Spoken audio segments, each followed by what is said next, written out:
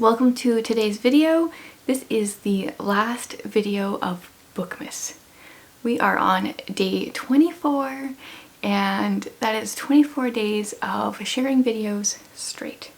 So after this I'm going to be taking Christmas off. I think my next video will be on Thursday, and then from then on I'm probably going to be going back to Monday. Thursday posting is kind of my plan, just so you have an idea of where things are going. Now today we are going to be talking about my favorite books from the last trimester of the year. I get it, whenever I hear the word trimester, I think pregnancy. Totally fair. I know most people do their favorites by quarter of the year, but my brain really works well with trimesters.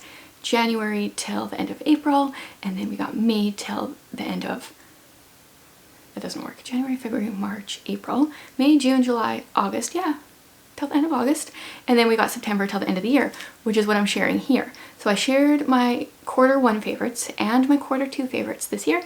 Now we've got, trimester one and trimester two. Now we got trimester three. Yes, I'm going against the stream here. So I have a number of books. Most of them I have physical copies of, except the newest ones I read, which I'm hoping to get physical copies of in the next few months. And then one of my first videos that I'm going to be doing in 2023 is sharing my ultimate favorites from each of the lists. So I'm going to look through all the lists, pick my ultimate favorites for the year. But let's just get started. The first one is my only nonfiction on the list. I've raved about this one a ton. It is Adorning the Dark by Andrew Peterson. His subtitle is Thoughts on Community, Calling, and the Mystery of Making. If you enjoy being creative in any form, I highly recommend this book. His whole philosophy is that as Christians, we are called to tell the world the truth as beautifully as we can. And that's what he talks about throughout this book. He is a singer-songwriter. We actually often sing his one song, Is He Worthy? I think is what it's called in church. He's also the author of the Wingfeather Saga, which we have enjoyed in our homeschool. He also does his own music, which is great. Since reading this, I started listening to. He also has a publishing house called The Story Warren. He is an all-around creative kind of guy. And this book inspired me so much. I highlighted so many different things, tabbed things, just inspired me, and I hope to read his other book, The God of the Garden. I bought that one at the same time and I hope to read it really soon. Highly, highly, highly recommend this book. Then this one made my list of favorite historical fiction. Actually, a few of the books on this list did. This is Whose Waves These Are by Amanda Dykes. This one, I don't know what it was that made it really stand out to me. I guess maybe because this is my first book by her. So maybe once I read more, I'll kind of know if it's her writing style or if it was her characters or what. But this is set in World War II. We follow a man named Robert whose twin brother gets called up to war, but I can't remember the reason. For some reason he doesn't get called, and during the war Robert writes this poem that really changes things for the town that he lives in. And then we're present day with Robert's great niece, I think is what she is, and she's trying to figure out more about this poem and things that went on in Bob's past. Bob/Robert, and yeah, I really enjoyed this one. I have quite a few of her books on my physical TBR that I want to get to really soon because I enjoyed this one a lot. The next one from this list that I read is a little bit chunkier than I normally read. We're hitting right around 500 pages here. This is Illusion by Frank Peretti. This was just the perfect book for the time that I was in. I have recommended this to people since I finished it and loved it, and they have had less than stellar reviews. So take that however you want to. Don't let that scare you away though. So normally Frank Peretti writes supernatural suspense, but this one is a little different. It involves time travel, so it's more like science fiction. We follow Dane and Mandy. Mandy? Yes. Right at the beginning of the book, Mandy dies in a car accident. They were married for 40 years. They had a magic act together. So Dane is mourning her passing, and meanwhile Mandy is waking up in the same year, which I think is 2010, but she is not herself. She is, well, herself from the 70s. So she's a 19-year-old now in 2010 instead of being 60 or whatever she was when she passed away. And yeah, I don't want to say much more than that. I just really loved this book. There was so much about it that I loved. Maybe it was just the perfect time. Maybe if I reread it I wouldn't, but I really did. So I hope more people read it and enjoy it. Then it should come as no surprise, we have another Jamie Jo Wright. I mean, I feel like every time I read a Jamie Jo Wright, she ends up on a favorites list. So this is The Premonition at Wither's Farm. For some reason I keep getting this title confused and keep wanting to say Of Wither's Farm, but I'll get it right one of these days. So this is dual timeline. We are set in like the early 1900s, and we're following a woman who is a bit of a healer, but she's kind of self-taught and she's got some dated techniques, let's say.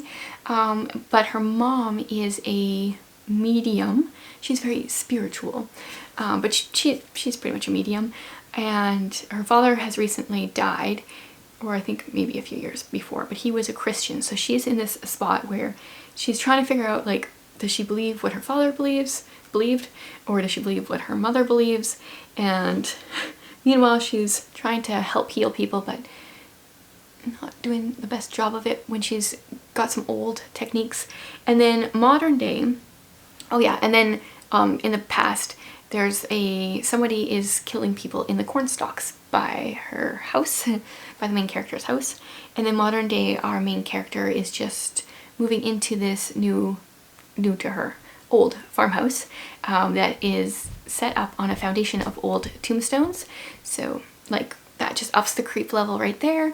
Our main character is struggling with depression and, well, as a result of infertility, and she is really struggling. So she's in this creepy house with these creepy tombstones, and she's seeing things, and she's really struggling mentally. So trigger warnings for some people for that. And then Jamie Jo Wright always perfectly merges the two timelines so very well. Yes, another favorite by her. Like, I just have loved them all. Then a new to me author this year in my first quarter favorites. Oh, maybe it was the second quarter. One of them. The first book I read by her made the list, and now this is the second book that I've read and it's made the list. It's The Lost Melody by Joanna Davidson Politano. So this one is set in Victorian era. That's right, that's when she writes. And our main character is a concert pianist. Her father passes away and her manager won't let her work as a pianist during her mourning period. She should be mourning even though she's kind of glad he died. So she decides to get a job at an insane asylum for some reason, and she does, and something happens and she kind of gets committed.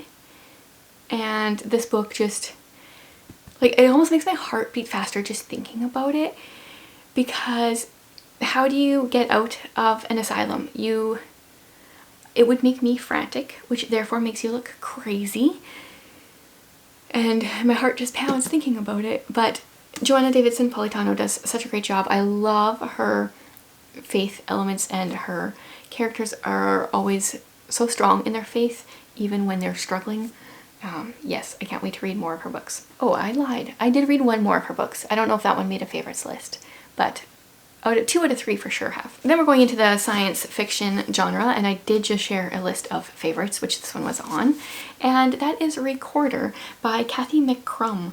This is book 1 in a series. Book 2 just came out. I'm still trying to figure out how to get my hands on it as a Canadian, because currently it's not being published here, but I will, and I will soon. So this is in space.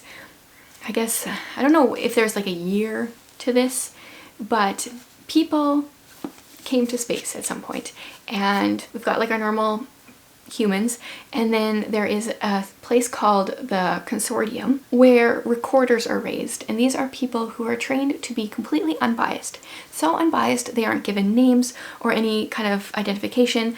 They get their heads shaved, and then at a certain age they are connected to a drone that pretty much shocks them or injures them if they show any kind of bias or emotion of any sort.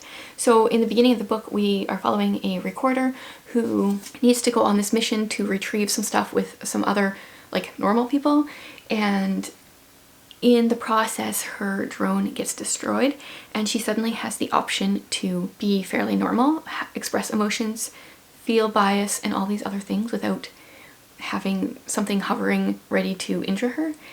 And yes, I devoured this book, loved it so much. Really, really need to get my hands on book 2 ASAP. Okay, then I've got 3 more, which I don't have physical copies for. These I've all read in the last few weeks here. So the first one is a middle grade free verse book called Ode to a Nobody.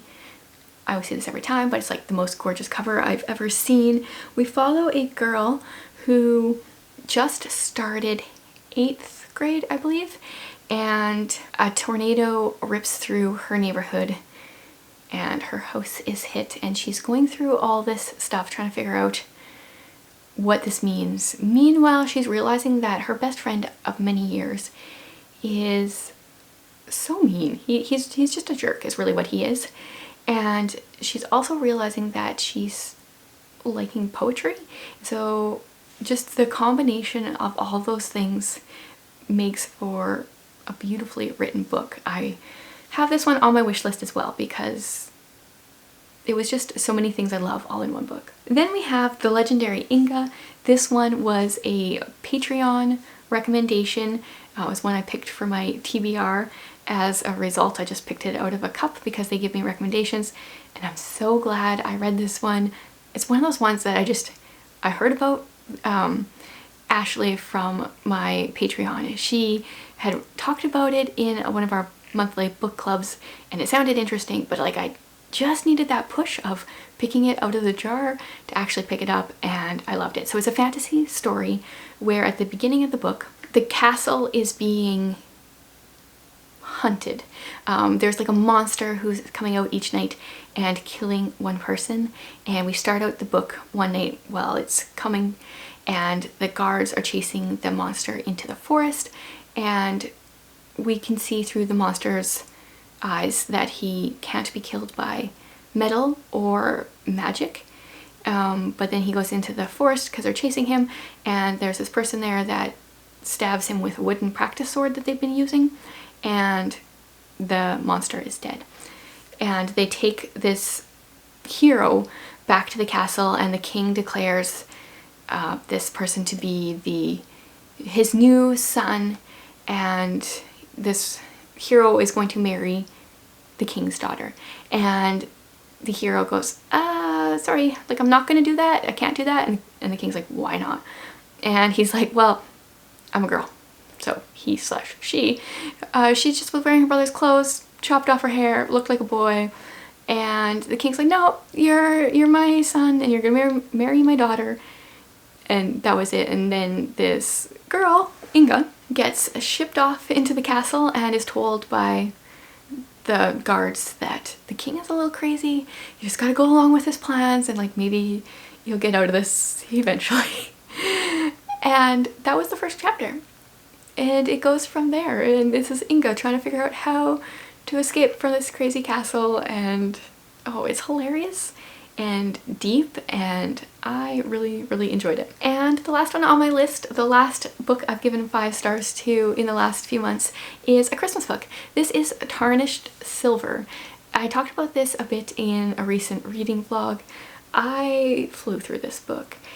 So it's about we follow Audrey, who has a bakery. She's in a crazy Christmas season with lots of baking going on. And so she hires this friend / acquaintance to clean her house, help her out since she's at work so much. And this person, the cleaner, comes across a very big secret as she's cleaning. She's a little nosy. She's a little nosy. I mean, the coming across the secret was pretty accidental, but then there's things afterwards that were pretty nosy. So there's a big secret, and I don't want to tell you what it is. I think that would kind of ruin the book a little bit, but that is the whole point of the book as well, so I can't say a whole lot. But I thoroughly enjoyed it. It's very different than most Christmas books that I've read. It's got a unique plot that I've never read in any kind of book, and yeah, I highly recommend it, and all the books off of this list. So I would love to hear what were some of your favorite books that you read since like the fall here so far. Leave them in the comments and hopefully I can check those out. Thanks for being here, guys, and thank you so much for joining me on this Bookmas extravaganza, we'll call it. I'll see you guys in about a week.